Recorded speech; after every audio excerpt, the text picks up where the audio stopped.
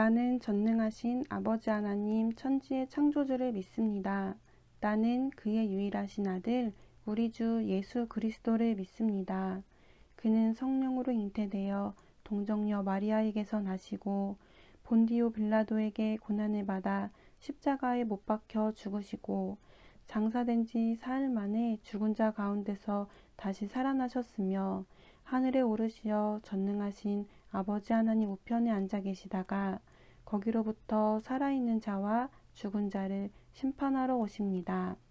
나는 성령을 믿으며 거룩한 공교회와 성도의 교제와 죄를 용서받는 것과 몸의 부활과 영생을 믿습니다. 아멘. 2021년 5월 7일 오늘을 여는 말씀 본문은 사무엘상 10장 9절에서 16절까지입니다. 제가 가진 성경으로 구약 422쪽입니다. 사무엘상 10장 9절에서 16절까지의 말씀을 다 같이 합독하시겠습니다. 그가 사무엘에게 떠나려고 몸을 돌이킬 때에 하나님이 새 마음을 주셨고 그날 그 징조도 다 응하니라.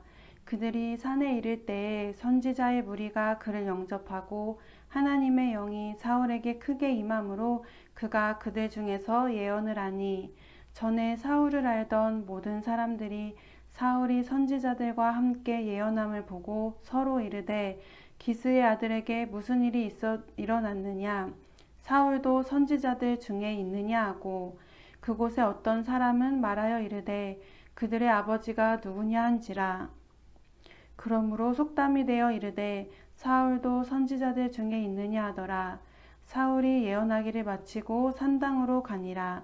사울이 숙부가 사울과 그의 사원에게 이르되 너희가 어디로 갔더냐. 사울이 이르되 암나기들을 찾다가 찾지 못함으로 사무엘에게 갔었나이다 하니 사울의 숙부가 이르되 청하노니 사무엘이 너희에게 이른 말을 내게 말하라 하니라. 사울이 그의 숙부에게 말하되 그가 암나기들을 찾았다고 우리에게 분명히 말하더이다 하고 사무엘이 말하던 나라의 일은 말하지 아니하니라. 아멘. 오늘을 여는 말씀으로 하루를 시작하는 에바다 교회 성도님들을 우리 주님의 이름으로 환영하고 축복합니다. 하나님께서 사무엘을 통해 사울을 이스라엘의 지도자로 세우셨습니다. 이른 아침 사무엘은 기름병을 가져다가 사울의 머리에 붓고 그에게 입을 맞추었습니다. 그리고 사울에게 먼저 길갈로 가라고 하며 자신이 올 때 동안 7일을 기다려 달라고 말합니다. 그리고 가는 길에 있을 몇 가지 일들에 대해 미리 알려줍니다.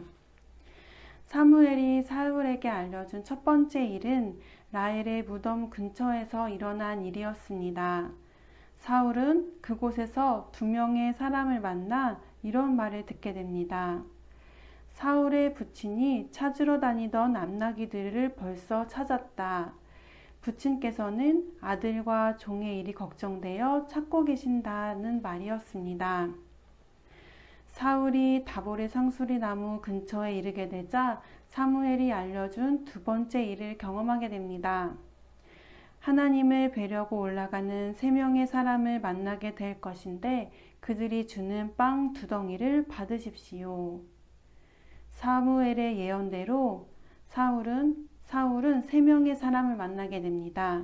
3명의 사람은 각각 염소 새끼 3마리, 빵 3덩이, 포도주 가죽 부대를 갖고 있었습니다.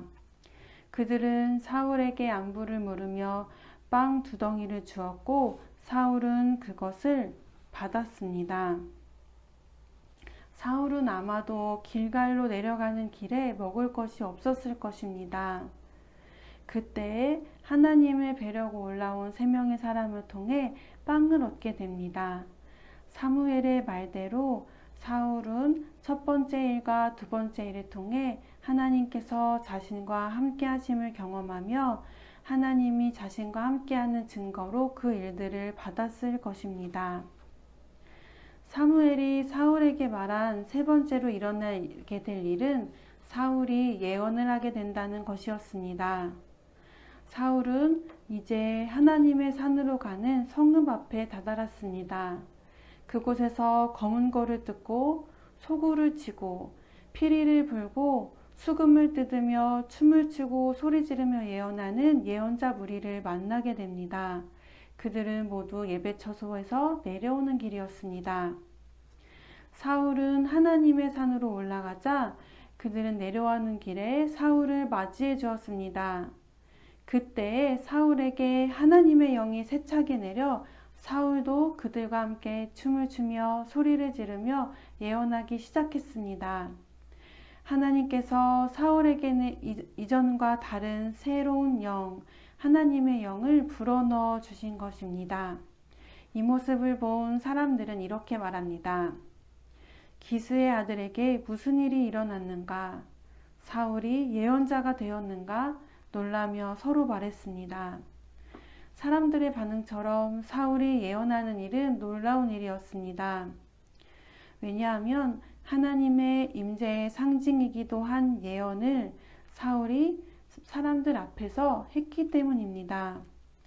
사무엘 앞에서 사울은 자신을 가장 작은 자이며 보잘것없는 자라고 말했고, 사무엘을 만나고 돌아와서 사무엘이 너에게 무슨 말씀을 하시더냐 라는 삼촌의 질문을 받고 자신이 왕이 될 것이라는 말은 알려주지 않을 정도로 자신을 드러내기 조심스러웠던 인물이 사울이었습니다. 자신이 왕으로 뽑히던 순간에도 진짝 사이에 숨어 자신을 내복이기 두려워했던 사울이었습니다. 그런 사울에게 하나님께서 새 영, 새 마음을 주셨습니다.